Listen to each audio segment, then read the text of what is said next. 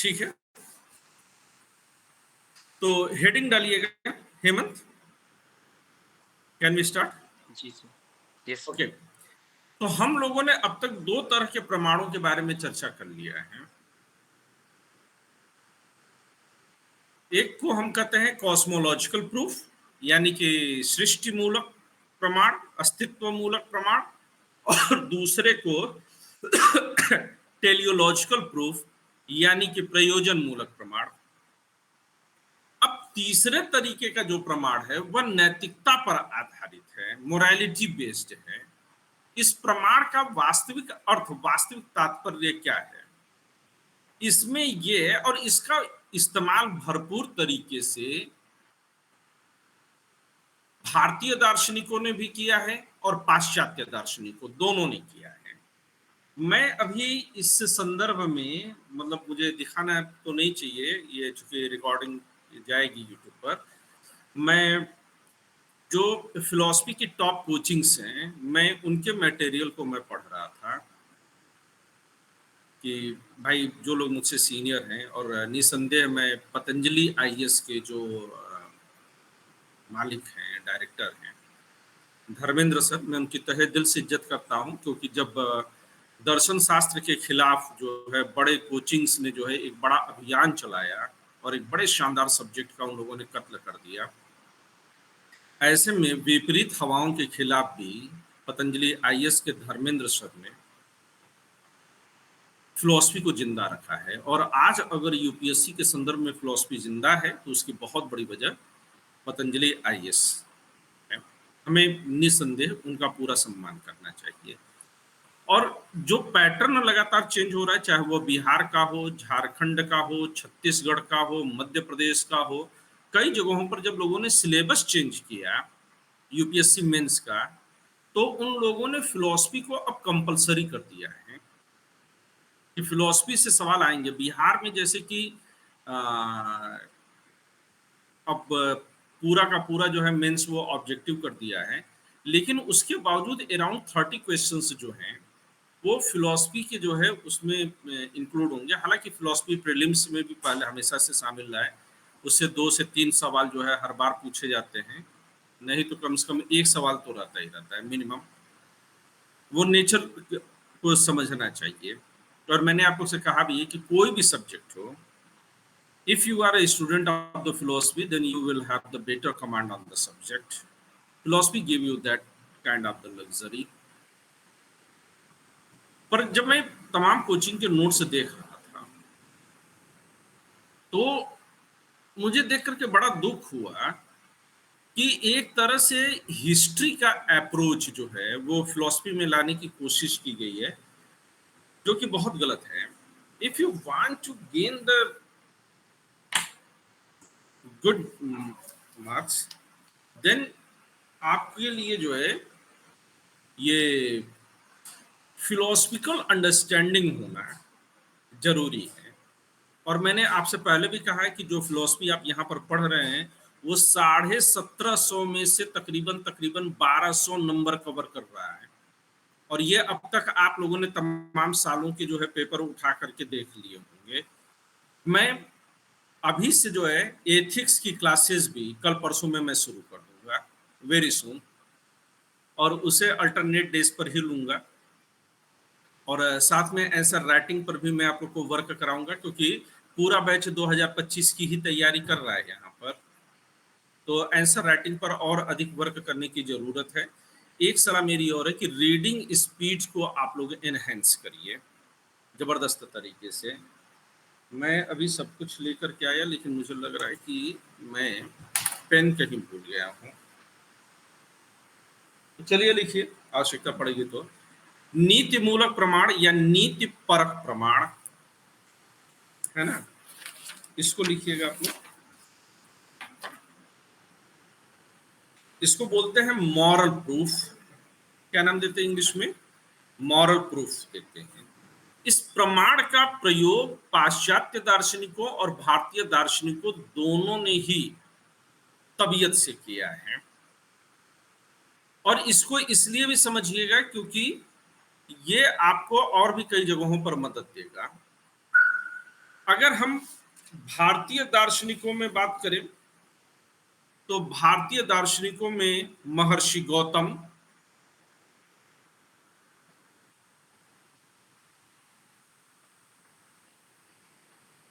वात्स्यायन,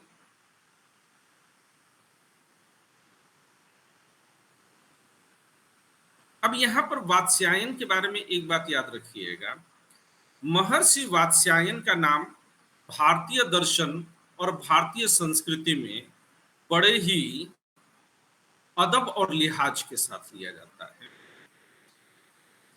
महर्षि वात्स्यायन जो ज्यादा प्रसिद्ध हैं वो काम सूत्र की वजह से हैं, जिन्होंने काम सूत्र की रचना की है।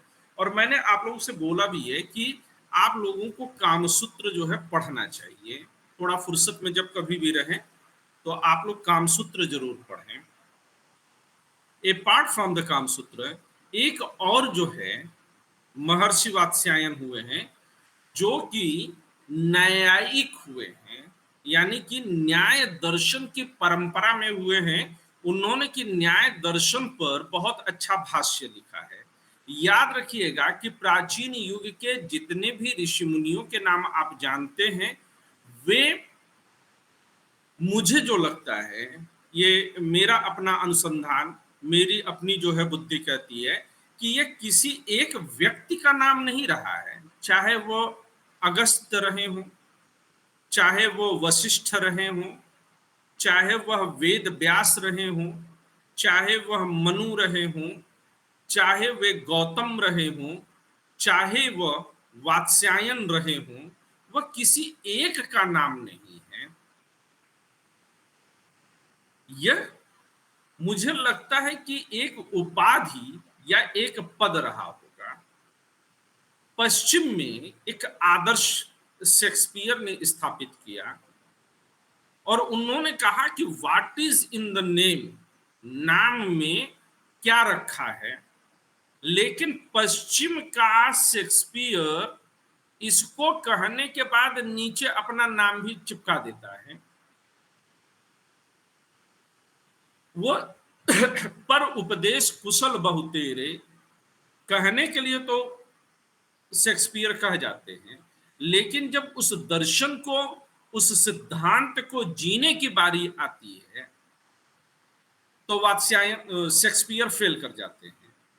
लेकिन अब भारतीय परंपरा में जाकर के देखिए, बड़े महान दर्शन आदर्श की सीमा के परे जाकर के, मतलब जहां तक पूरे पश्चिम जगत की सोच जाकर के समाप्त हो जाती है, उससे कई हजार गुना आगे तक जाकर के हमारे वेद, उपनिषद और पुराण लिखे गए हैं। वेद, उपनिषद और पुराण लिखे गए, लेकिन कोई भी ये नहीं कह सकता कि ये वेद, उपनिषद और पुराण किसने लिखे हैं। कोई क्लेम करने नहीं आया।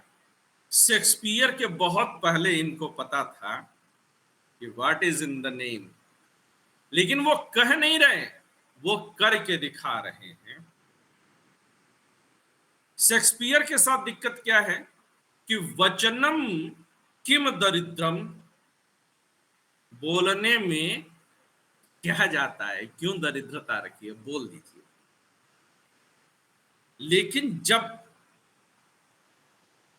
भारतीयों की बारी आती है तो ये कहते हैं कहने की आवश्यकता नहीं है, our action, our deeds must be our identity. हमारे कृत्य ही हमारी पहचान हो जानी चाहिए। और हमारे यहाँ माना गया है, चूंकि हम नैतिकता पर बात करने जा रहे हैं, नैतिकता के पतन के 3 कारण माने गए हैं। और ये 3 कारण कौन कौन से हैं? पुत्र ऐषणा, वित्त ऐषणा और लोक ऐषणा। पुत्र की चाहत, संतान की चाहत। मनुष्य के गर्त में जाने की, नीचे गिरने के 3 कारण बताए गए हैं। या हम ये कहें कि एक मुख्य कारण बताया गया है और वह है इच्छा। इच्छाएं आप पैदा कर लीजिए। ऐषणा, इच्छा means in Sanskrit it is ऐषणा। और ये तीन तरह की इच्छाएं मनुष्य को निश्चित रूप से पतन की तरफ ले जाती हैं। पुत्र ऐषणा, वित्त ऐषणा और लोक ऐषणा। पुत्र ऐषणा मतलब संतान, ऐसा नहीं कि बेटा, बेटी भी, किन्नर भी, संतान की चाहत और संतान के प्रति मोह मनुष्य को गर्त में ले जाती है। पुत्र ऐषणा। दूसरा वित्त ऐषणा, पैसा। पैसा बोलता है ना, तो पैसा। और नंबर 3 पर नंबर 3 पर लोकैषणा है। पुत्रैषणा, वित्तैषणा, फिर लोकैषणा, नाम की चाहत।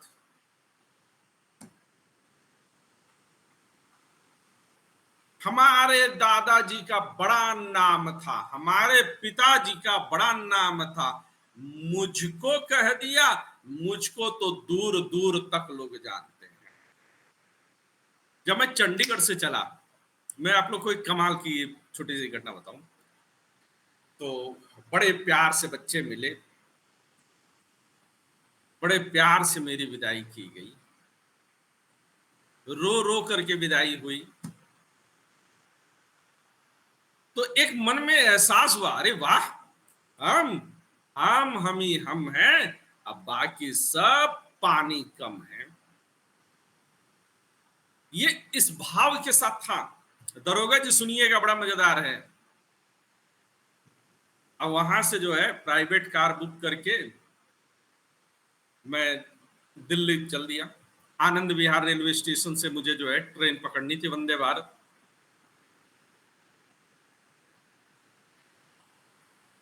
अब आनंद विहार रेलवे स्टेशन पर जब तक मैं गाड़ी में था, कार का जो ड्राइवर था बड़ा अच्छा इंसान था, बड़ा नेकदिल इंसान था,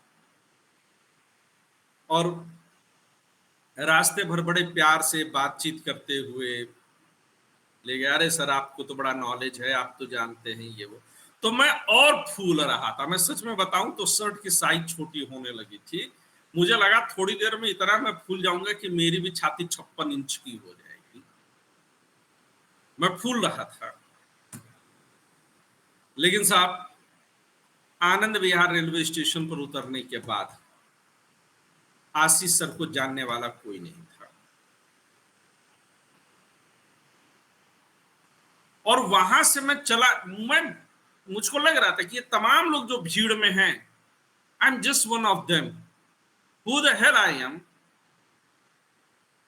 मैं अयोध्या जी में मंदिर में दर्शन करने गया, उतनी भीड़ में मैं भी एक शख्स था। कोई अहमियत तो नहीं है। अब बड़े बड़े तोपची लोग आए गए, किसी की कोई अहमियत नहीं है। और सोचिए साहब, एक छोटे से गांव से बाहर निकलने के बाद कोई अहमियत नहीं है। कई बार लोग अपने खानदान की इज्जत बचाने के चक्कर में अपना नरक कर लेते हैं। भैया, तुम्हारे खानदान को तुम्हारे गांव के बाहर कुछ लोग जानते होंगे, जिले में 2-4 लोग जानते होंगे, जिले से बाहर निकले तो स्टेट में कोई नहीं जानेगा। वहीं पर आपकी इज्जत मिट्टी हो गई। फिर साहब, पूरा भारत है, पूरी दुनिया है। अब पूरी दुनिया के बाद कई सारे ब्रह्मांड के ग्रह उपग्रह होंगे जिनके बारे में हम ही को नहीं पता और उनको हमारे बारे में नहीं पता। कौन सी इज्जत, कहाँ की इज्जत भाई। पर इस लोकायषणा के चक्कर में हम मरते हैं। और हमारे जो ऋषि मुनि थे वो इस बात को समझते थे, इसलिए वे लोकायषणा से अपने आप को लगातार सुरक्षित रखने का प्रयास किए। पुत्रैषणा, वित्तैषणा और लोकायषणा। उन्होंने कभी नाम ही नहीं दिया। जो बाद में इतिहासकार हुए, इतिहास पढ़ने और पढ़ाने वाले लोग, वो कहते हैं नहीं नहीं, हमको पता है, अथर्व ऋषि ने और अंगिरस ऋषि ने जो है अथर्व वेद लिखा। अरे भैया, अथर्व ऋषि और अंगिरस ऋषि ये वास्तव में किसी व्यक्ति के नाम है या ये भी पद और उपाधि हैं, आपको पता ही नहीं चलेगा।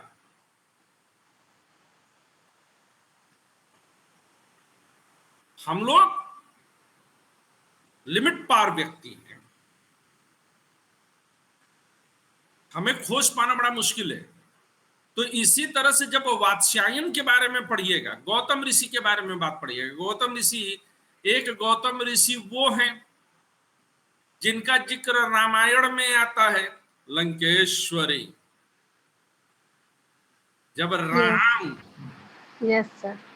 विश्वामित्र के साथ जाते हैं तो इसी गौतम ऋषि की पत्नी अहिल्या पत्थर बन करके पड़ी हैं, और अहिल्या जब राम के पैर से टच होती हैं तो नारी बन जाती है। और एक गौतम ऋषि वो हैं जिन्होंने की न्याय सूत्र की रचना की। दोनों गौतम ऋषि एक ही हैं, यह पाना बड़ा मुश्किल है, क्योंकि अगर ऐसा होता है कि ये गौतम और वो गौतम दोनों एक ही हैं, तो रामायणकार चाहे वो वाल्मीकि जी हो और चाहे फिर तुलसी जी,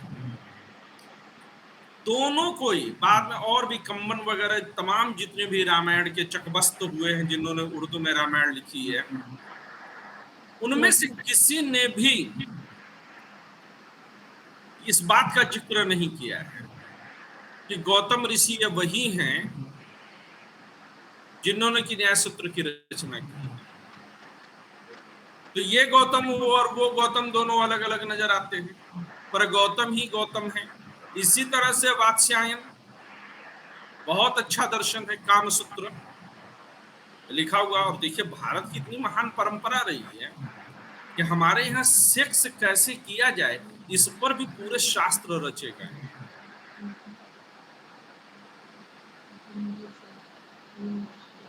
और एक वात्स्यायन ये भी है जो न्याय सूत्र पर टीका लिखते हैं, कमेंट्री लिखते हैं, उसकी मीनिंग को एक्सप्लेन करते हैं। तो इनका नाम हमेशा याद रखिएगा और कभी कंफ्यूज मत होइएगा। इतिहास वाला मास्टर बता देगा, इतिहास वाला स्टूडेंट बता देगा, इतिहास वाला लेखक बता देगा। हम जानते हैं वात्स्यायन कौन थे। दर्शन शास्त्र का विद्यार्थी ये गलती नहीं करेगा, क्योंकि दर्शन शास्त्र का विद्यार्थी जानना चाहता है, वो जानने से कभी भी मरता नहीं है। इसीलिए दर्शन शास्त्र सर्वकालिक श्रेष्ठ विषय और दर्शन शास्त्री सर्वकालिक श्रेष्ठ मनुष्य। मैं एक बार फिर से पूरे दावे के साथ कहता हूं कि जिस व्यक्ति ने दर्शन शास्त्र का अध्ययन नहीं किया वह बिना पूंछ के इस धरती पर चलने वाला पशु है, एक बोझ मात्र है। इसलिए आप अपने सितारों को धन्यवाद कहिएगा कि आप दर्शन शास्त्र पढ़ते हैं। अब आते हैं वापस न्यायिक। मैंने कहा कि नीति शास्त्र, नीति मूलक जो प्रमाण है, इसकी सहायता ईश्वर की सत्ता को सिद्ध करने के लिए पाश्चात्य विचारक भी लेते हैं, भारतीय विचारक भी लेते हैं। भारत में न्याय सूत्र जो षड दर्शन है, उसमें न्याय सूत्र षड दर्शन कौन कौन से हैं? सांख्य, योग, न्याय, वैशेषिक, पूर्व मीमांसा और उत्तर मीमांसा। कई बार लोग इसको मीमांसा और वेदांत बोलते हैं, पर इसको पूर्व मीमांसा और उत्तर मीमांसा बोला जाना चाहिए, मुझे जहां जो एक्यूरेसी लगती है। पर आप मीमांसा और वेदांत भी लिख सकते हैं, चूंकि इतिहास में आप लोग यूज करते हैं। वही बात है, इतिहास वाले थोड़ा कम जानते हैं, वो समझ ही नहीं पाते हैं कि मीमांसा और वेदांत का जो है क्या खेल है ना। आएंगे इस पर भी चर्चा करेंगे जब भारतीय दर्शन फिर से शुरू होगा, तब वहां पर एक्सप्लेन करेंगे कि क्यों इसको पूर्व मीमांसा और उत्तर मीमांसा बोला जाता है। मजा आएगा आप लोगों को, ये सत्य है। तो न्यायिक और न्यायिक में गौतम और वात्स्यायन आदि का जिक्र किया जा सकता है। और दूसरी तरफ अद्वैत वेदांती साक्षात भगवान शंकराचार्य, वो भी इसका प्रयोग करते हैं। अगर पश्चिम जगत में देखें तो एक बड़ा श्रद्धा पूर्वक लिए जाने वाला नाम है पश्चिमी दर्शन में, मुझे विशेष तौर से प्रिय है, इमैनुअल कांट। कुछ दार्शनिक जो पश्चिम से मुझे बहुत प्रिय हैं, उनमें सोक्रेटिस बहुत प्रिय है मुझे, हेराक्लाइटस पसंद है मुझे, डेकार्ट, स्पिनोजा, लॉक, ह्यूम, ये सब मुझे विशेष रूप से प्रिय है। लेकिन कांट का स्थान इन सब से ऊपर रखता हूं मैं।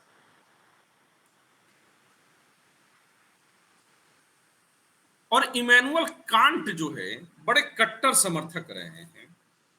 कांट के अलावा आप पाश्चात्य विचारकों में रैसडेल का नाम लिख सकते हैं। रैसेस पढ़ जाते हैं ना डेली, तो रैसडेल, मैं पेन भूल गया अपनी, तो रैसडेल, न्यूमैन, नया नया आदमी। न्यूमैन को हिंदी में क्या लिख सकते हैं हम लोग? नया आदमी, नव मानव, पर लिखिएगा मत न्यूमैन नाम है और नाम को ट्रांसलेट नहीं करते हैं, ठीक है ना। तो भारतीय में न्यायिक और अद्वैत हो गए, और पाश्चात्य में कांट, रैसडेल, न्यूमैन, इन लोगों के नाम जो है काफी महत्वपूर्ण है। और इनका ये कहना है नैतिकता मूलक प्रमाण के मूल में क्या है, ये केवल दार्शनिक ही नहीं, जो तमाम धार्मिक व्यक्ति होते हैं, धर्मपरायण व्यक्ति होते हैं, धर्मशास्त्री होते हैं, हमारे जैसे थोड़े मंद बुद्धि लोग भी होते हैं। तो मुझ जैसा मंद बुद्धि व्यक्ति भी जब ईश्वर की सत्ता को सिद्ध करने पर आएगा, तो उसके दिमाग में ये चलेगा कि कर भला तो हो भला, जो जैसा कर्म करेगा वैसा फल देगा भगवान। ये है गीता का ज्ञान। गीता में लिखा भी है, कर्मण्येवाधिकारस्ते मां फलेषु कदाचन मां कर्म फल हेतुर्भुमा ते संगोऽस्त्व कर्मणि। अरे मनुष्य, तेरा कर्म करने पर ही अधिकार है, कर्म के फल पर तेरा कोई अधिकार नहीं है। तो कर्म को फल की इच्छा से विरक्त होकर के किए जा, क्योंकि फल देना मेरा काम है। श्री कृष्ण ईश्वर का है, उसने अच्छा किया तो उसको अच्छा मिलेगा, उसने बुरा किया तो बुरा मिलेगा। और इसी चक्कर में हम सब बढ़िया बढ़िया काम करते हैं। जब पुलिस वाले जो है 3rd डिग्री देते हैं, किसी को पटक पटक करके मारते हैं, तो ऐसा थोड़ी है कि अल्लाह मियाँ छोड़ देंगे। हश्र के दिन सबका हिसाब होगा कि चंद पैसों के लिए थाने में बंद करके तुमने कूटा था किसी को, अब जहन्नुम में तुझको जो है गरम कढ़ाई में तेल में पकौड़े की तरफ तलेंगे। वो भी साफ है। तो अच्छा और बुरा, आप चाहे किसी भी धर्म में जाइए, चाहे हिंदू धर्म में चले जाइए, चाहे इस्लाम में भी चले जाइए, अच्छे को अच्छा और बुरे को बुरा क्यों है? अल्लाह मियाँ है। सिखिज्म में चले जाइए, रब दिसो, नेकी कर दरिया में डाल, वो देख रहा है, वो तुझे अच्छे का अच्छा परिणाम देगा। क्रिश्चियनिटी में भी यही है।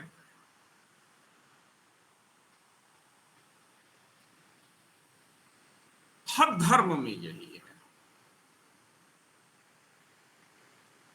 हालांकि बौद्ध धर्म में ऐसा नहीं है, क्योंकि बौद्ध धर्म ईश्वर के बारे में शांत है। तो ये कहते हैं कि अच्छे कर्म का अच्छा परिणाम और बुरे कर्म का बुरा परिणाम ईश्वर के जरिए ही संभव है, क्योंकि उतना निष्पक्ष, उतना शक्तिशाली और सबके कर्मों का हिसाब किताब रखना यह किसी साधारण मनुष्य के बस की बात नहीं है। यह सिर्फ और सिर्फ ईश्वर के लिए ही संभव है। सही बात कह रहा हूं लंकेश्वरी? Yes sir. अपने नाम के आगे से सालू हटा दो। आपने तो ऐसे बोला था सर थोड़े दिन बाद आप ये नाम ही हटा देना। आपने बोला था सर एक बार। सूट नहीं कर रहा है सालू। आपने एक बार बोला था सर कि लंकेश्वरी नाम बता देना। हम सोच रहे थे हटाने की, पर आप बोलते हो तो अच्छा लगता है, हटाने की नहीं सोच रहे। अब तुम सालू हटा दो। Yes sir. चलिए हम वापस अपने मुद्दे पर आते हैं। और यहां पर जो है, इन सभी लोगों ने नैतिकता को ही आधार बना करके नीति मूलक प्रमाण को स्थापित किया है ईश्वर की सत्ता को सिद्ध करने के लिए। लिखिए, आप लोगों ने वो लिख लिया ना कि भारत में कौन कौन है और पाश्चात्य में कौन कौन है? लिख लिया सबने? Yes sir. दरोगा जी जी सर। लिख लेंगे आप? सर मेरा छूट गया, लेकिन हम मांग के लिख लेंगे। मंगनी पे चली? सर अभी यही चल रहा है। चलिए निकला, आगे लिखिए।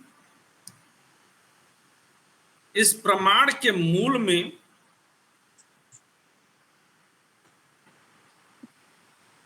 मनुष्य का नैतिक अनुभव है। मनुष्य का नैतिक अनुभव है।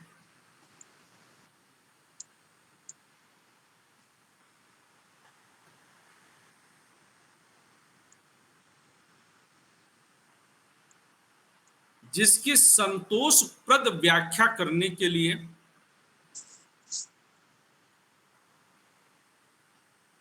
जिसकी संतोषप्रद व्याख्या करने के लिए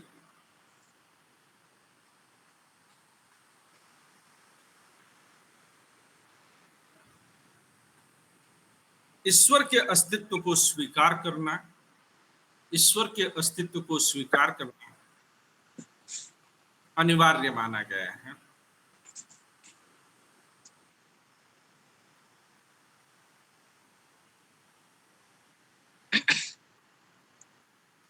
इस प्रमाण के समर्थकों का कहना है कि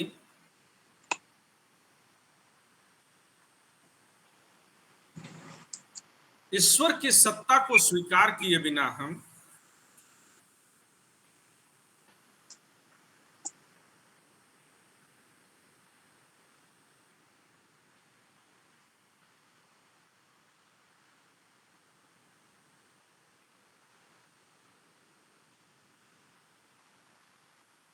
स्वीकार किए बिना हम अपने नैतिक कर्तव्य,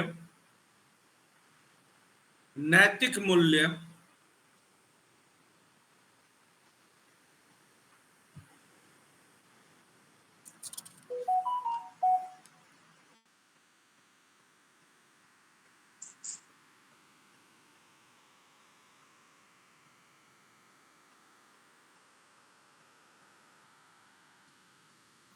नैतिक मूल्य आदि की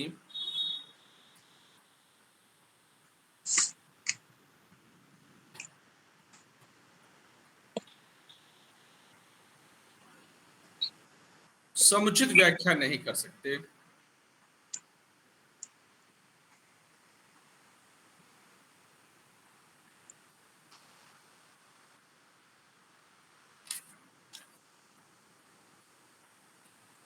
चेंज कर दीजिएगा।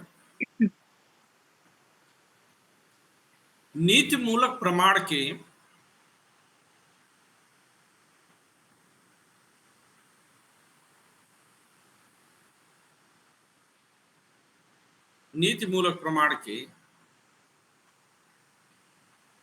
गौतम वात्स्यायन और शंकराचार्य जैसे भारतीय समर्थकों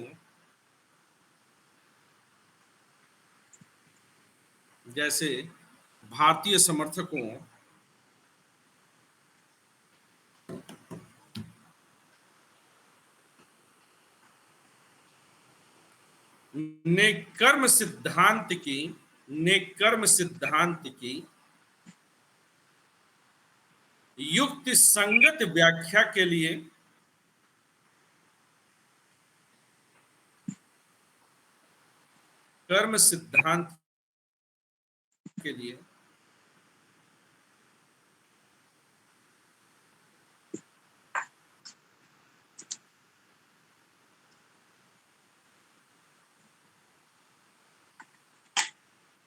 इस नीतिपरक प्रमाण को आवश्यक माना है।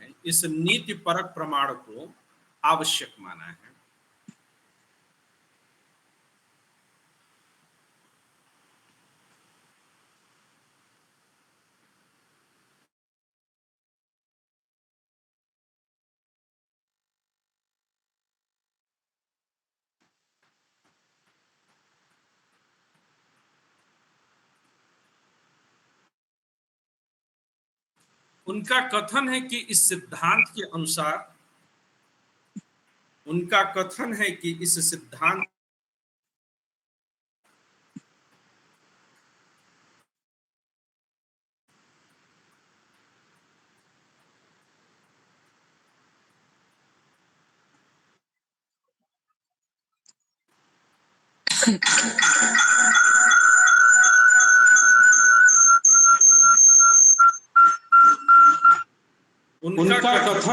इस सिद्धांत के अनुसार सर वॉइस एको हो रही है। प्रत्येक मनुष्य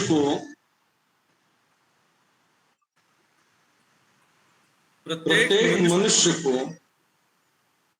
उसके शुभ अशुभ कर्मों का सर आपका दोनों माइक ऑन है, इस वजह से माइक एको कर रहा है। उसके शुभ अशुभ कर्मों का उचित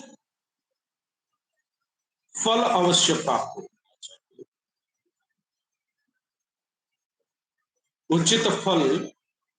प्राप्त होना चाहिए, जिसके लिए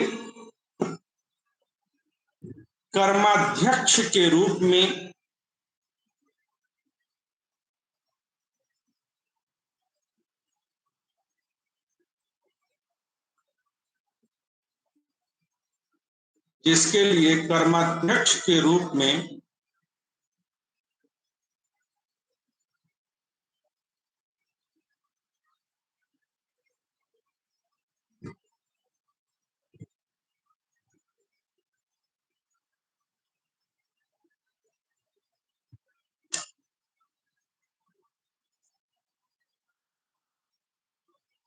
ठीक है, जहां दिक्कत होगी आप लोग प्लीज मुझे जरूर बताइएगा। कर्माध्यक्ष के रूप में ईश्वर के अस्तित्व को स्वीकार करना अनिवार्य है।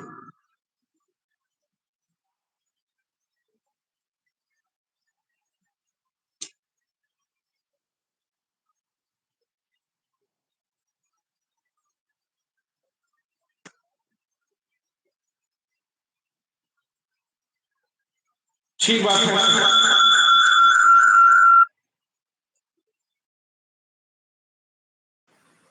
ठीक बात है ना।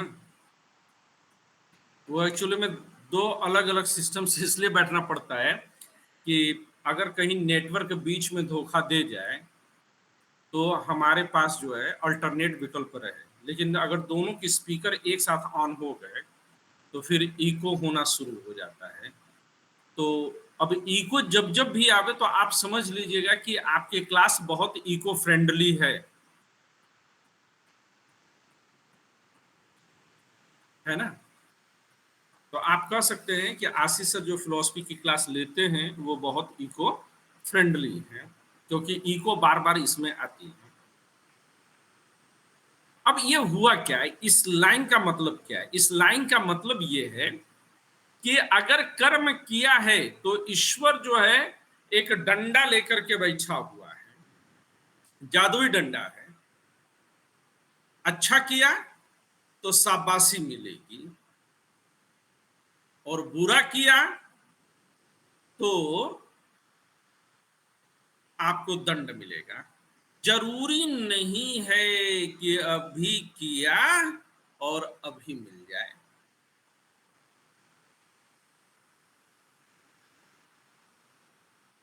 ये सेविंग अकाउंट्स की तरह है आपके कर्म, ब्याज वगैरह सही चीजें मिलती हैं। अगर किसी कर्म का तुरंत रिजल्ट मिल जाए, अब ये आजकल मोटिवेशनल स्पीकर हुए हैं बड़े बड़े, कि तू कर्म कर और कर्म से अपने भाग्य को बदल दे, ये है वो है, किस्मत तेरी दासी है, तू 100 बार अपना भाग्य बदल दे।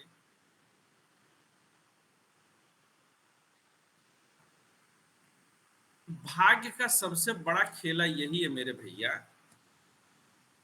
कि अंबानी के बेटवा को भी जो है वो जो डायनासोर के बच्चे जैसा दिखता है, गर्दन के बाद सीधे जो है जिसकी पेट शुरू हो जाती है,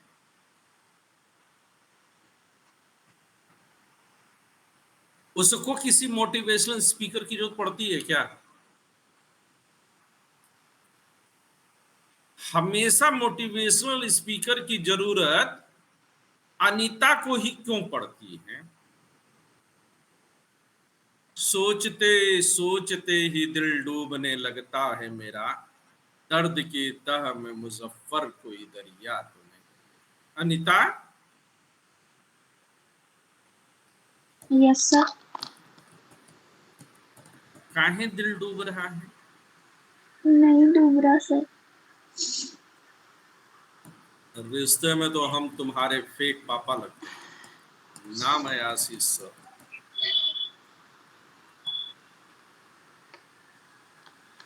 है? Yes sir. और तुम्हें पता नहीं हमसे झूठ नहीं बोला जा सकता? तो फिर आप पूछ क्यों रहे हो अगर आपको सब पता है तो? अगर पूछ लिया तो आप झूठ बोल देंगे? नहीं बस ऐसे।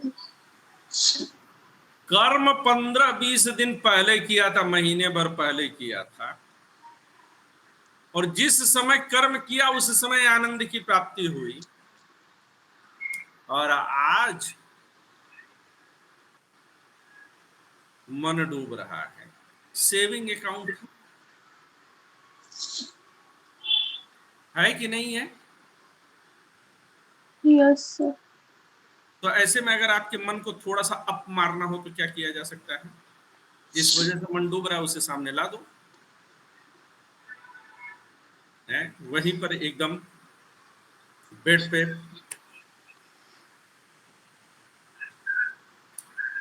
गर्मा गर्म मोमोज का एक प्लेट, फ्राइड की स्टीम, कैसा चलेगा? स्टीम। मुंह में पानी पी रही है वही, कितना अच्छा हो ना, वहीं पर बेड पर बैठे बैठे जो है एक प्लेट मोमोज मिल जाए। देखो मन इसका अब चला गया। लास्ट टाइम बेटा कब खाया था?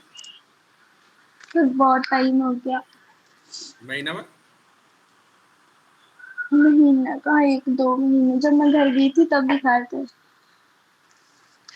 तो भाई तब का किया हुआ कांड लौट करके आई थी, चंडीगढ़ में भी खाई थी तू? चंडीगढ़ में नहीं खाए। अभी बता दूंगा, खाई थी। सोच ले, लौट के आए तो खाइए। तो वहां से यहां तक की जो दूरी हुई है, तो आप ये सेविंग अकाउंट है, मोमोज छोड़े हुए टाइम हो गया और दिल इनका जो है अब डूबना शुरू हुआ है। इनके अंदर बड़ी जल्दी है कि काश ऐसा हो कि कोई जो है सड़क मेरे गांव तक चली जाए, अब बैठ करके मैं वहां पर मोमोज खाऊं।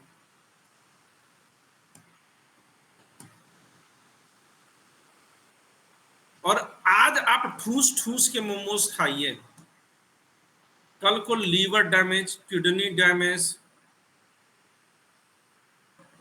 हार्ट बर्न,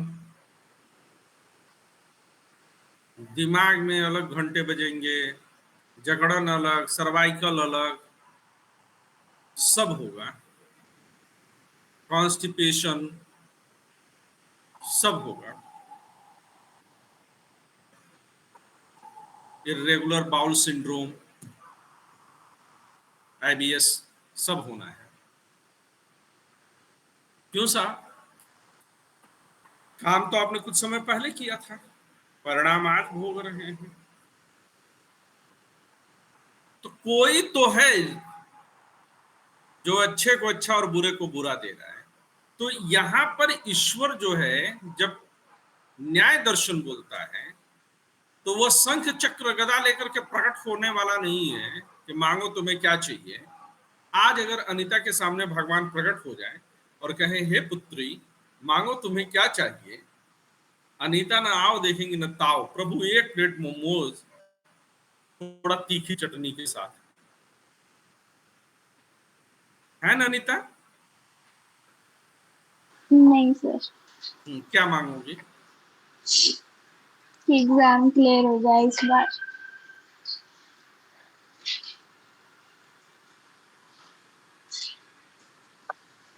एग्जाम क्लियर हो जाए इस बार और उसके बाद जो है गवर्नमेंट एग्जाम कैंसिल कर दे। ईश्वर ने तो आशीर्वाद दे दिया, तो कुछ अक्ल लगा के मांग लो। सोचो क्या मांगोगी। नहीं एग्जाम क्लियर हो जाए उसके बाद जो है गवर्नमेंट कैंसिल कर दे। नहीं, मतलब जॉब मिल जाए। तो भगवान सफाई कर्मचारी बना दे।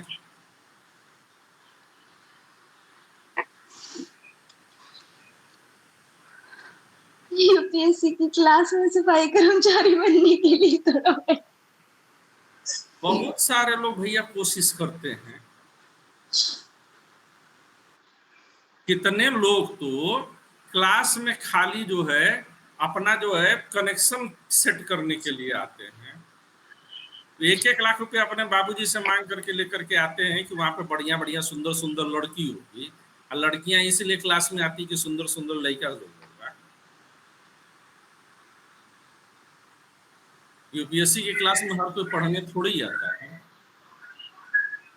अब कुछ लोग तो खाली इसलिए कि चलो चंडीगढ़ चला जाए, कौन घर पे बैठ के झेलेगा माई बाप को। हेमंत की मुसीबत इनको तो यूपीएससी घर पर में मिल गया, बाहर जाने को सर कर्म है। कर्म है। अनीता के कर्म अच्छे थे जो चंडीगढ़ पहुंच गई, आपका कर्म था कि आपके घर में यूपीएससी मिल गया है। तो ठीक है साहब, ये जी शंख चक्र गदा वाला ईश्वर नहीं प्रकट होगा। यहां पर कर्म का एक तरह से मैनेजर, कर्म फल का मैनेजर है ईश्वर न्याय दर्शन में। आप याद रखिएगा कि षड दर्शन जो है उसमें सांख्य ईश्वर की चर्चा ही नहीं करता।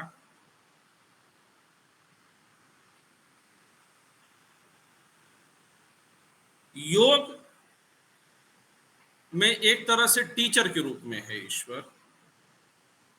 न्याय और वैशेषिक में केवल कर्म फल व्यवस्था और दुनिया को बनाने के लिए, सेटिंग वेटिंग करने के लिए एक तरह का इंजीनियर और मैनेजर है ईश्वर। मीमांसा और अद्वैत में आकर के ईश्वर जो है उस रूप में कुछ कुछ दिखाई देने लगता है जिस रूप में हम जानते हैं। तो ये लाइन पढ़िए, देखिए क्लियरिटी आ रही है इस बात की।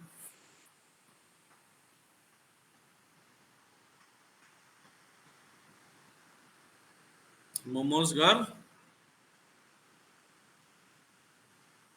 पढ़ के देख।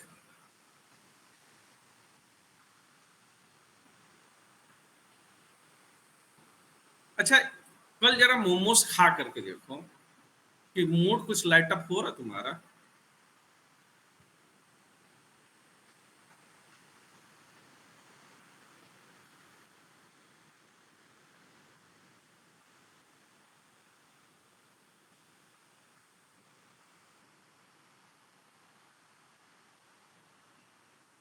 मन में कुछ ऐसा ख्याल आ रहा, भगवान बचावे ऐसे गुरु से?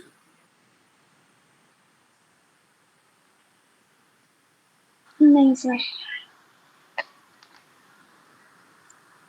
कोई भी बात पर्सनल नहीं रहने देते हैं। एक्चुअली में बातें जो पर्सनल होती है ना, यही आपकी जिंदगी की लंका लगा करके रखती है।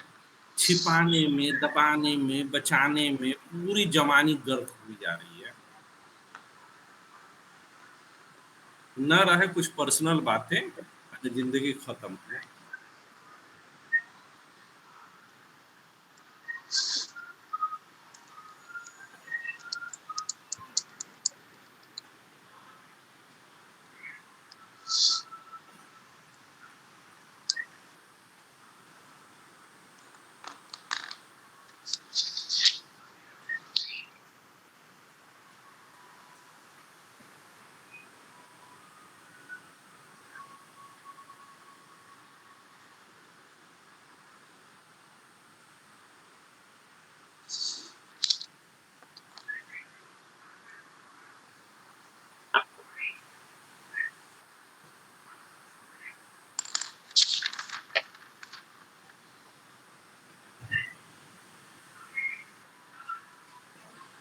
क्लियर है?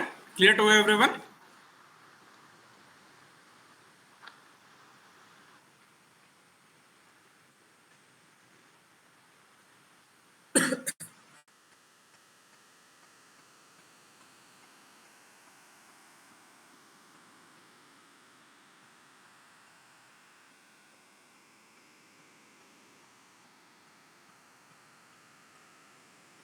आगे बढ़े। सिर्फ ये लाइन जो कर्मफल अध्यक्ष के रूप में बताया है,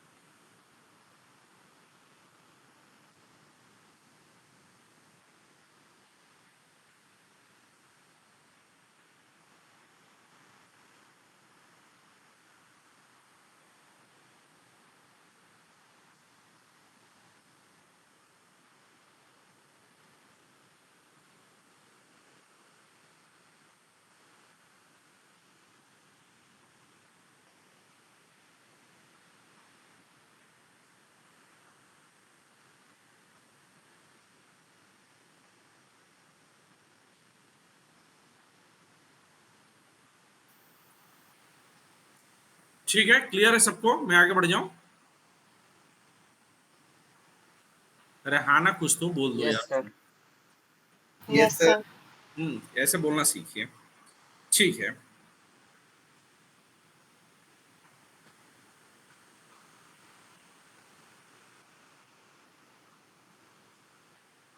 यह कार्य स्वयं मनुष्य अथवा अन्य कोई प्राणी नहीं कर सकता।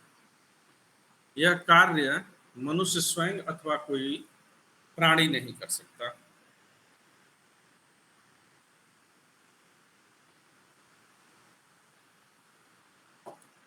असीम ज्ञान, असीम शक्ति और ज्ञान से परिपूर्ण, ऐसे लाइन बना लीजिएगा, असीम शक्ति और ज्ञान से परिपूर्ण ईश्वर ही सभी मनुष्यों को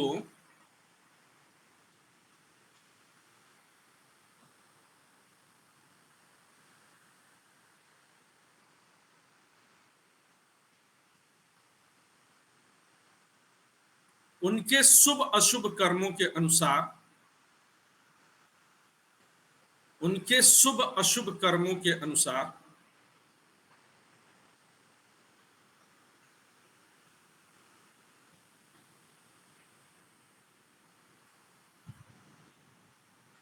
एक निष्पक्ष न्यायाधीश की भांति, एक निष्पक्ष न्यायाधीश की भांति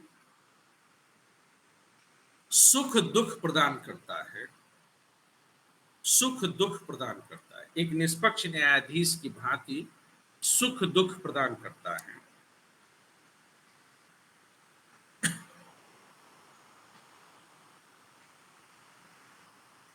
कर्म सिद्धांत की यह अनिवार्य मांग है कि कर्म सिद्धांत की यह अनिवार्य मांग है कि संसार में, यह अनिवार्य मांग है कि संसार में सभी मनुष्यों के साथ न्याय हो। हाँ हेमंत,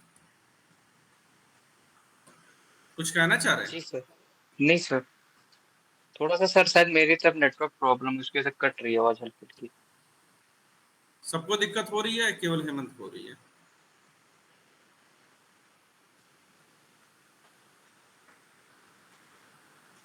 तुम सर लोग मेरे में ही है शायद, नेटवर्क बार बार आ जा रहा है। बोल नहीं पाते हो। नहीं सर, क्लियर आ रही है। ठीक है। संसार में सभी मनुष्यों के साथ न्याय हो।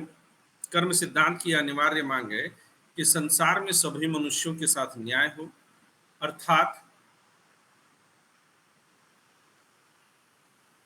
उनके शुभ अशुभ कर्मों के अनुसार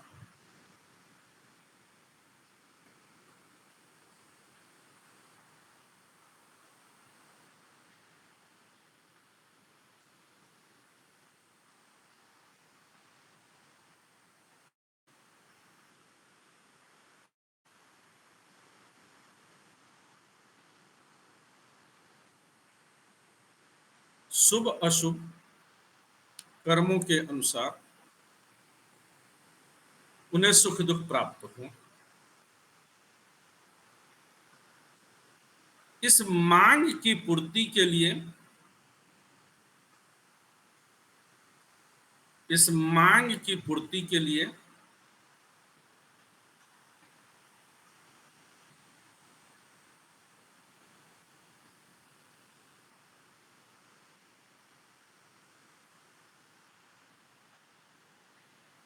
ईश्वर की सत्ता को स्वीकार करना, ईश्वर की सत्ता को स्वीकार करना आवश्यक है।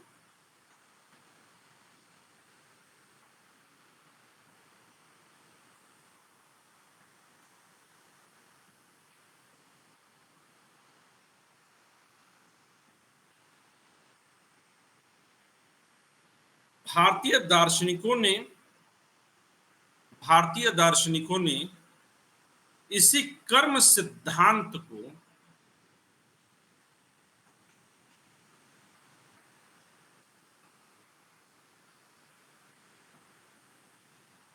ही आधार बनाकर कर्माध्यक्ष के रूप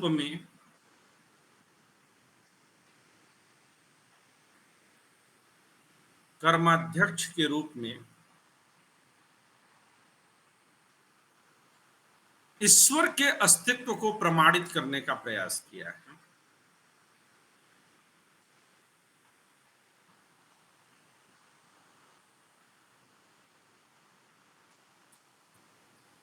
ईश्वर के अस्तित्व को प्रमाणित करने का प्रयास किया है। मैं आज इसको यहीं पर छोड़ दे रहा हूं। कल हम लोग पाश्चात्य दार्शनिकों में इमैनुअल कांट के ऊपर चर्चा करेंगे। इमैनुअल कांट जो है वो, उनके बारे में कुछ बेसिक बातें हमको समझनी चाहिए। इमैनुअल कांट की एक बहुत प्यारी सी बुक है, critique of pure reason. 2 books उनकी जो है बहुत पसंदीदा हैं, मुझको लगी हैं। कई सारी किताबें उन्होंने लिखी हैं, कई विषयों पर लिखी हैं। वो मैथ्स में, ज्योग्राफी में, फिजिक्स में, फिलॉसफी में, एथिक्स में, कई जगहों पर उनका योगदान है और बड़ा अच्छा योगदान है। अगर ग्रहों की उत्पत्ति के संबंध में सिद्धांत देखेंगे तो वहां पर भी कांट का सिद्धांत आप लोग को दिखाई देता है। अब ये अगर आप लोग दृष्टि वगैरह कोचिंग के नोट्स से अगर पढ़ेंगे तो फिर आप लोग को वो चीजें क्लियर नहीं होगी। कोई अच्छी बुक पढ़िएगा। आप सभी लोगों के पास बुक आ गई हैं? आप लोग मॉरल प्रूफ कल तक पढ़ लीजिए, है ना? पढ़ रहे हैं कि नहीं आप लोग बुक? Yes sir. तो क्लियरिटी आ रही है उसको पढ़ने से? यस सर, अभी थोड़े से ही पेजेस पढ़े हैं। ठीक है सर कौन सी वाली? कौन सी बुक है बताइए राहुल? जॉन हिक की कही थी ना सर आपने? Philosophy of religion bye John हिक। यस। ओके ये दरोगा जी, जी। एक बात ये लगता है कि नई का जो स्टूडेंट है सब थोड़ा सा भौंका है। मैडम मोबाइल मिल गया?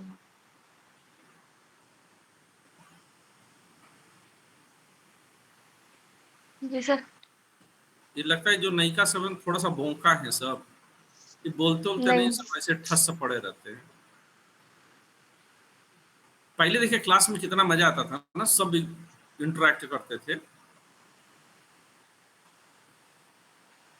ये सब एकदम नया नया ब्लड है, लेकिन इंटरेक्शन में गायब इन सबका। पहले देखो जब निधि, प्रीति, सूरज इन सब वाला बैच था तो कितना जबरदस्त बहस हुआ करती थी क्लास में, नहीं? सर ऐसी बात नहीं है, ये सब मौका नहीं। इसमें बहस नहीं सर। हमको तो यही लगता है कि सब मौका है। ठीक है ना? ये जरा आप लोग जो है पढ़ लीजिएगा प्रूफ ऑफ गॉड में जो चैप्टर है। तो इमैनुअल कांट की 2 बहुत अच्छी बुक्स हैं। एक क्रिटिक ऑफ प्योर रीजन है और दूसरा है क्रिटिक ऑफ प्रैक्टिकल रीजन। एक को हम लोग बोलते हैं शुद्ध बुद्धि की मीमांसा। ये दरोगा जी बंद करी।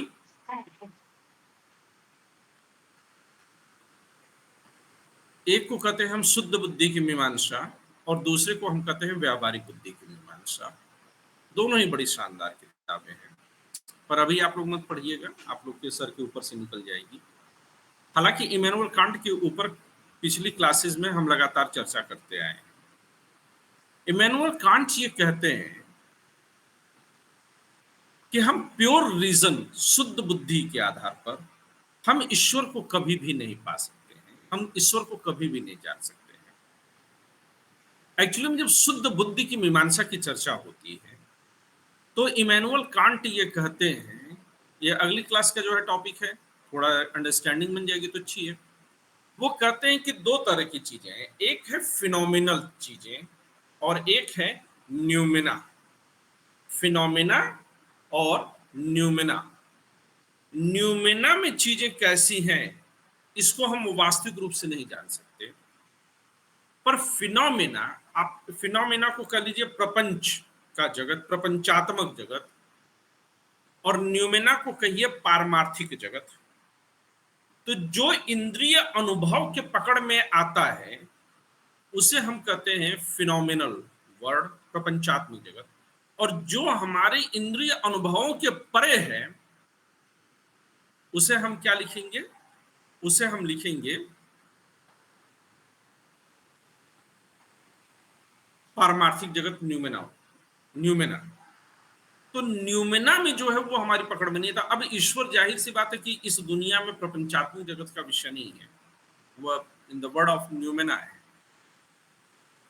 और प्रपंचात्मक जगत की चीजें क्या हैं कि वे वैसी हैं जैसा कि हम जानते हैं। हमारे जानने का दृष्टिकोण बदल जाएगा तो वो चीजें भी बदल जाएंगी। कोई लड़का आता है क्लास में खूब बढ़िया बढ़िया सुंदर सुंदर, देख के बड़ा अच्छा लगता है। कोई लड़की आती है क्लास में सुंदर सुंदर, देख के बड़ी अच्छी लगती है। 15-20 दिन बाद जो है पता चला कि कच्चे रंग में आया लड़का आया था और धुलने पर रंग छोड़ दिया। अब जो शुरू में बड़ा अच्छा लग रहा था, अब वो जो है धीरे धीरे उसकी कलई खुलने लगी, उस लड़की की कलई खुलने लगी है। अब बात पहले जैसी नहीं रह गई।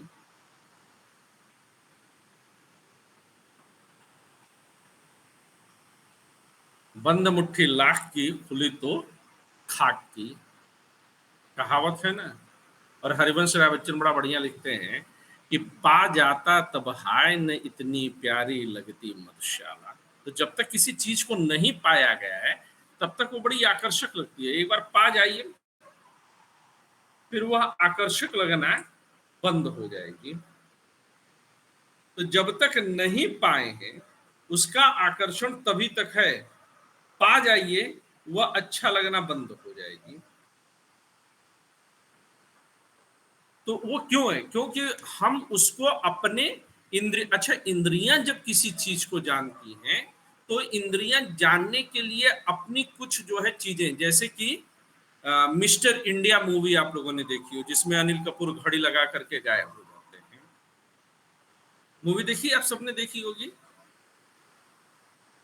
Mister India. नहीं देखी तो देखिए। अच्छा, आप लोग के जमाने की मूवी नहीं है, आप लोग को थोड़ी कम समझ में आएगी। तो मूवी होती है जिसमें घड़ी का बटन दबाने पर आदमी गायब हो जाता है। मोगैम्बो खुश हुआ उसी मूवी का डायलॉग है। और मेरी तो बड़ी इच्छा थी कि कभी भोजपुरी फिल्मों में मुझे मोगैम्बो का रोल करने को मिलता और मैं भोजपुरी में बोलता आशीष खोस भइल, पर किसी ने मेरे को लिया ही नहीं। तो उसमें क्या है कि हीरो, वो गायब हुआ इंसान तब दिखने लगता है जब लाल रंग की रोशनी आ जाए। वहां पर रेड कलर की रोशनी आ जाएगी, हीरो नजर आ जाएगा। ठीक है साहब। तो अब रेड कलर की रोशनी में वह रेड ही नजर आएगा। तो घड़ी का बटन दबाने के बाद वो न्यूमेना हो गया, हमारे इंद्रिय अनुभव के बाहर हो गया। और इंद्रियां जब भी किसी चीज को जानेंगी वह अपने हिसाब से उसको डेंट पेंट करके तभी जानती है, वो उसके वास्तविक स्वरूप को नहीं जानती है। जैसे राहुल आज बड़े शरीफ और बड़े सज्जन, बड़े सुंदर लग रहे हैं आज, चश्मा उश्मा लगा करके। अच्छा, कोई चश्मा लगा ले तो सामान्य तौर पर वो पढ़ा लिखा आदमी मालूम देने लगता है, क्योंकि उसको देखा हमने इंद्रियों से। और फिर हमारी बुद्धि में 12 ब्लॉक्स बने हैं, 1 ब्लॉक, 2 ब्लॉक, 3 ब्लॉक, 4 ब्लॉक, 5, 6, 7, 8, 9, 10, 11, 12। और उन्हीं 12 खांचों में वो इंद्रिय जो चीजें प्राप्त करती है उन्हीं 12 खांचों में से कुछ में डाल करके उसको जान जाएगी। यानी कि हर चीज को डेंट पेंट करके ही हमारी इंद्रियां जानती हैं। जाहिर सी बात है कि ईश्वर को इस रूप में हम नहीं जान पाते, और अगर जानते भी ईश्वर के जिस रूप को हम जानते हैं वह उसका पारमार्थिक रूप नहीं। हम किसी भी वस्तु का पारमार्थिक रूप नहीं जानते हैं। मोबाइल है, इसका पारमार्थिक रूप नहीं जानते, इसका प्रपंचात्मक रूप जानते हैं। क्योंकि अभी अल्ट्रावायलेट रेज हमको दिखनी शुरू हो जाए तो यही मोबाइल अलग रूप में दिखनी शुरू हो जाएगी। मोबाइल नहीं था, मोबाइल तो ये वाला है ना, इसका अलग रूप दिखना शुरू हो जाएगा। तो हर चीज अलग नजर आती है, लेकिन मोबाइल वास्तव में कैसी दिखती है, कैसा है, ये हम नहीं जानते।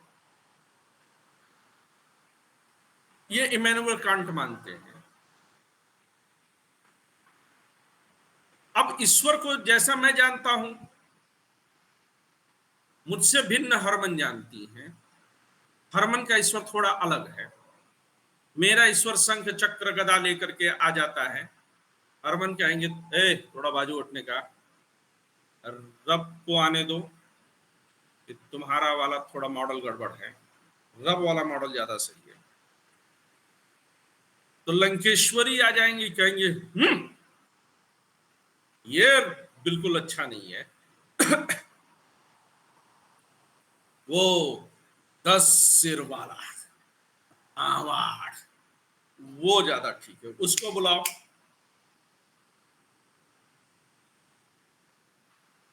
रावण जब अपने क्लास में पढ़ता था ना, तो उसको एक सुंदर सी लड़की बड़ी पसंद आ गई थी। एक दिन उस लड़की ने भी आकर के रावण को जो है सामने से प्रपोज कर दिया।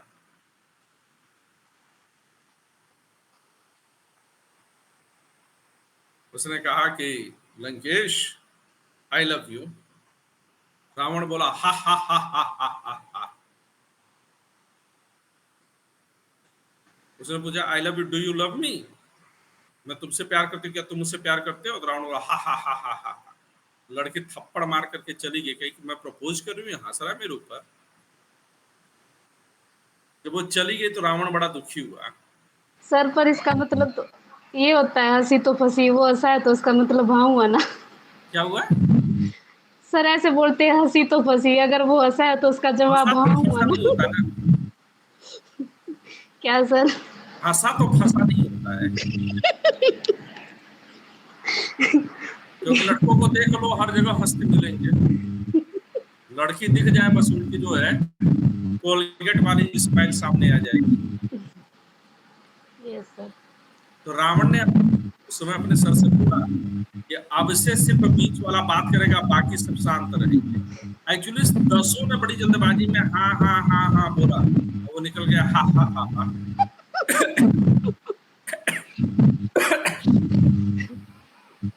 बेचारे को होगा। तो अब लंकेश्वरी का जो है दूसरा आ गया। यूरोसीमा और अफसाना कहेंगे कि ना हटाओ ये सब, अल्लाहू अकबर।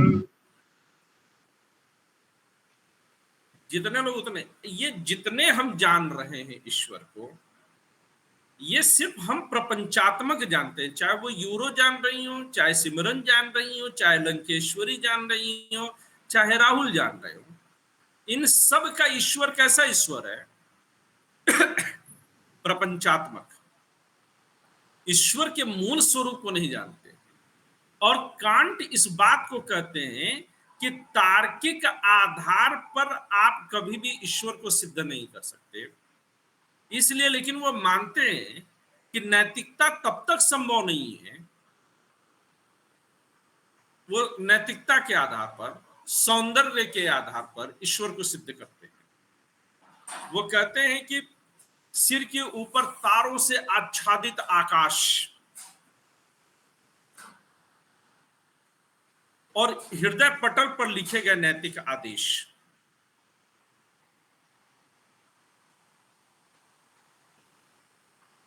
ये दो चीजें ईश्वर की अनुभूति से हमको भाव विभोर कर देते हैं।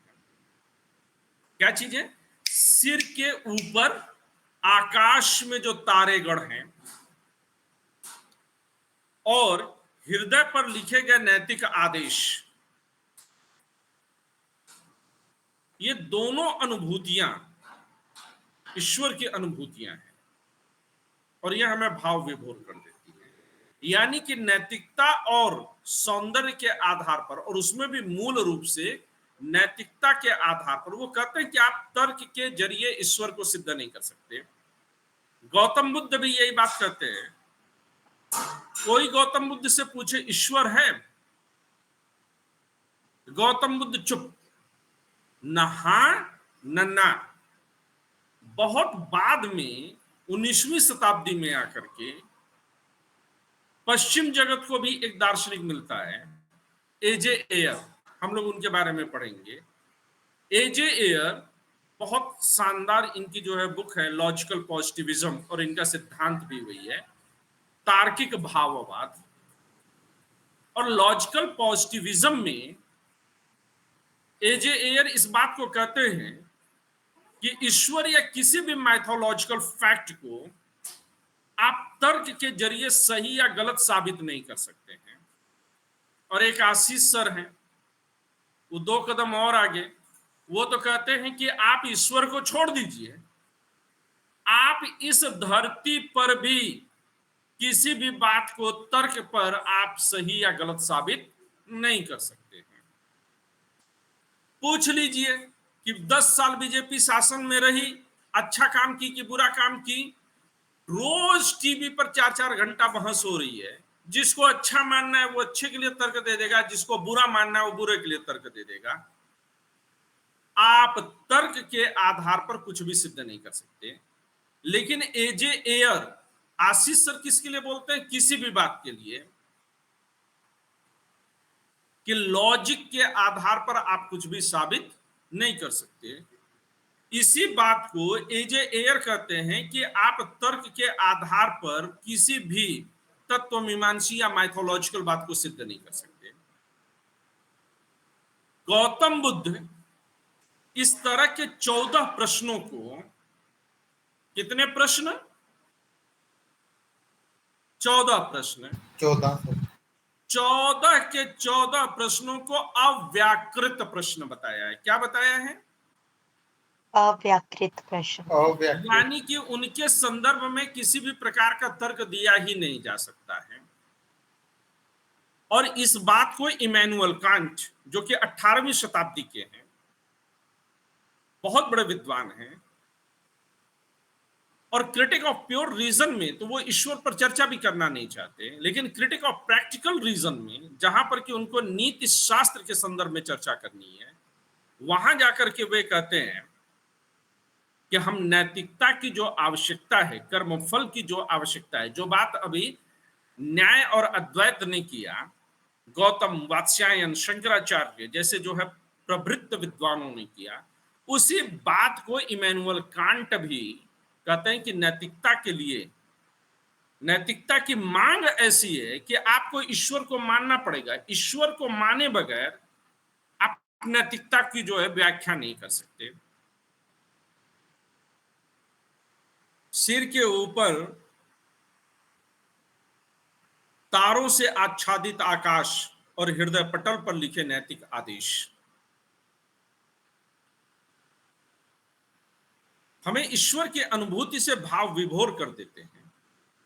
अब इसमें 2 बातें हैं। अगर बहुत आप दर्शन शास्त्र के विद्यार्थी हैं तो आप इस बात को समझिएगा कि एक तरफ कह रहे हैं कि नैतिकता के लिए ईश्वर को मानिए, दूसरी तरफ कहते हैं भाव विभोर कर देते हैं, मतलब कि प्रमाणित करने की कोशिश नहीं है, भाव विभोर हो जाना। जैसे मोमोस देख करके मोमोस का नाम आ जाने के बाद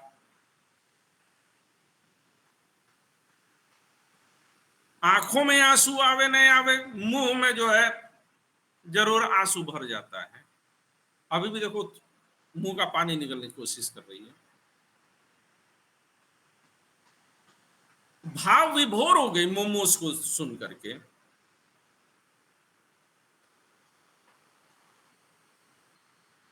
यही सा यानी कि नैतिकता के आधार पर भी कांट कहीं न कहीं इस लाइन में स्वीकार कर लेते हैं कि वह आस्था का प्रश्न तो हो सकता है, परंतु वह विशुद्ध रूप से तर्क का प्रश्न नहीं हो सकता है। भाव विभोर हो जाना है ना।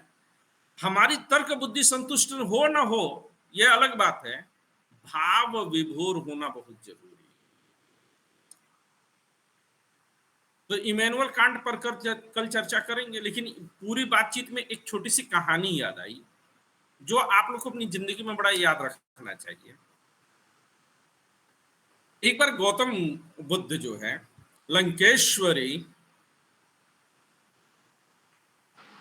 यस सर, सुनना ये सर। ये कहानी भाव विभोर करती। एक बार गौतम बुद्ध अपने शिष्यों के साथ, जिसमें कि खास तौर से आनंद भी एक गांव में जाते हैं। गांव रात वहीं रुकना था। तो गौतम बुद्ध कहते हैं कि अच्छा, सन्यासी कोई भी हो, उसे कहीं एक जगह नहीं रुकना चाहिए, मुख्यमंत्री आवास में भी नहीं रुकना चाहिए, वरना वो सन्यासी नहीं रह गया, वो तो योगी नहीं रह गया, भोगी हो गया ना। योगी को एक जगह नहीं टिकना चाहिए। अपने आश्रम में भी सिवाय वर्षा काल के नहीं टिकना चाहिए, उसे लगातार यात्राएं करनी चाहिए, और वर्षा काल में कभी भी बाहर नहीं जाना चाहिए। तो इसलिए गौतम बुद्ध लगातार जो है घूमते टहलते रहते थे जब तक उनके शरीर में दम रहा। तो गांव में गए, रात को रुकना था, तो लोगों ने जाना कि भाई बहुत विद्वान है, गुरुजी हैं, चेला वगैरह साथ में है, तो चलो इनसे सवाल पूछते हैं। तो गांव वालों ने पूछा कि बताइए ईश्वर है कि नहीं है महाराज जी, आपका क्या है कहना है। तो गौतम बुद्ध ने इसका सीधा जवाब देने के बजाय बोला कि आप लोग को क्या लगता है, ईश्वर है? तो उन्होंने कहा नहीं नहीं, हम तो नहीं मानते कि ईश्वर है, आप बताइए। तो गौतम बुद्ध ने कहा कि ईश्वर है।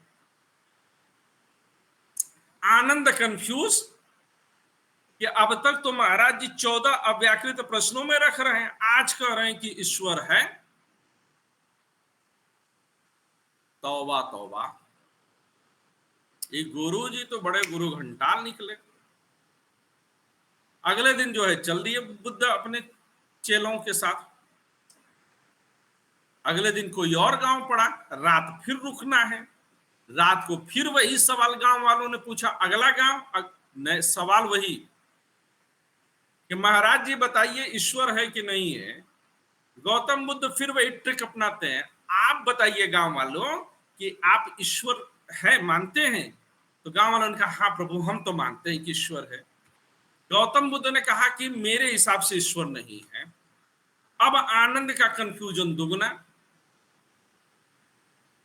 यहां पे महाराज कुछ बता रहे हैं, यहां पर महाराज कुछ बता रहे हैं। ये पक्का आशीष सर के साथ फिलॉसफी पढ़े होंगे, आनंद को यही आया दिमाग में कि पक्का आशीष सर के साथ पढ़े हैं, संगत ने इनको बिगाड़ दिया, वरना आदमी तो ठीक थे। अगले दिन जब ये लोग चले तो आनंद क्या है महाराज कुछ पूछना चाह रहे हैं, बड़ा कंफ्यूजन है। बुद्ध मुस्कुराए, कहे पूछो। कहे कि उस गांव में आपने कहा ईश्वर है, इस गांव में कह रहे ईश्वर नहीं है, एक बात बताइए है कि नहीं है, आप कहना क्या चाह रहे हैं? तो गौतम बुद्ध ने आनंद से कहा कि एक बात बताओ, इन दोनों में से कौन सी बात मैंने तुमसे बोली है? ईश्वर है ये मैंने तुमसे बोला कि ईश्वर नहीं है ये? तो क्या महाराज हमसे तो दोनों में कोई नहीं बोला। तो बोले कि जो तुमको बोला ही, जो तुमको दिया ही नहीं, उसको पकड़ के क्यों बैठे हो? वो उन दोनों की आवश्यकता, उनकी विचार शैली, उनकी तर्क शक्ति को बढ़ाने के लिए आवश्यकता, इसलिए उनको दिया। तुमको आवश्यक नहीं था, तुमको नहीं दिया। आप देखिए कि क्लास में बहुत सारे लोगों ने मुझसे पूछा कि ऑप्शन क्या लेना चाहिए। मैंने कईयों को बोला कि फिलॉसफी मत लेना, मैं मना कर देता हूं। पर कईयों को मैंने, हालांकि कई मेरी बात नहीं भी माने, जैसे कि दीपराज, आने वाले समय में उसको बहुत सारी मानसिक व्याधियों से गुजरना है, दर्शन शास्त्र बड़ी सहायक होती है उसकी। मैंने उसको बोला लेकिन उसने नहीं माना। नहीं माना, ठीक है, मेरा काम सलाह देना था। पर कई बार लोगों को लगता है कि उसको तो आशीष सर कुछ बता रहे थे, मुझको आशीष सर कुछ बता रहे हैं, ये बता रहे हैं कि वो बता रहे हैं।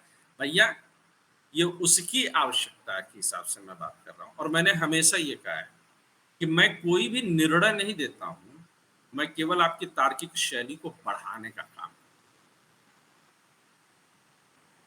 तर्क करना सीखिए, तभी आप अपनी अनुभूतियों को जान सकेंगे। अगर तर्क को नहीं जानते हैं तो फिर आप कुछ नहीं जानते। हाँ अफसाना, हाँ बेटा,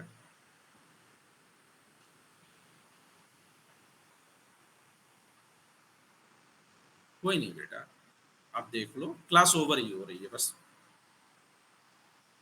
ठीक है। और कुछ?